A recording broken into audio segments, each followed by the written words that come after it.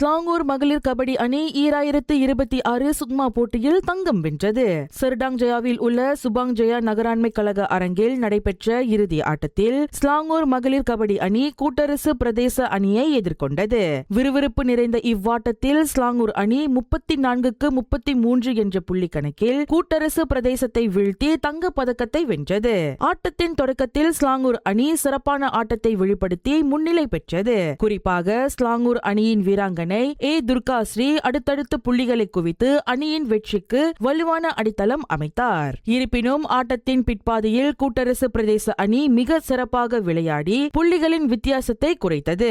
இறுதி நிமிடங்களில் ஆட்டம் மிகவும் விறுவிறுப்பாகவும் பரபரப்பாகவும் மாறிய நிலையில் ஸ்லாங்கூர் அணி தங்களின் சிறப்பான தடுப்பாட்டத்தின் மூலம் 34-33 என்ற கணக்கில் ஒரு புள்ளி வித்தியாசத்தில் வெற்றியை உறுதி செய்தது.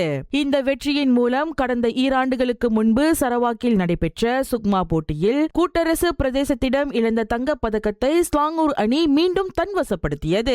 இந்த வரலாற்று வெற்றி குறித்து ஸ்லாங்கூர் அணியின் கேப்டன் பி சங்கரி கூறுகையில், இந்த தங்கப் பதக்கத்தை வெல்வதற்காக தங்கள் அணி கடந்த 11 மாதங்களாக கடுமையான பயிற்சியில் ஈடுபட்டதாக தெரிவித்தார். ஆட்டத்தின் இறுதியில் எதிரணி கடுமையான சவாலை அளித்த போதிலும் வீராங்கனைகளின் ஒழுக்கத்தையும் மன அமைதியையும் சரியாக கையாண்டதே வெற்றிக்கு காரணம் என்று அவர் பெருமிதத்துடன் குறிப்பிட்டார்.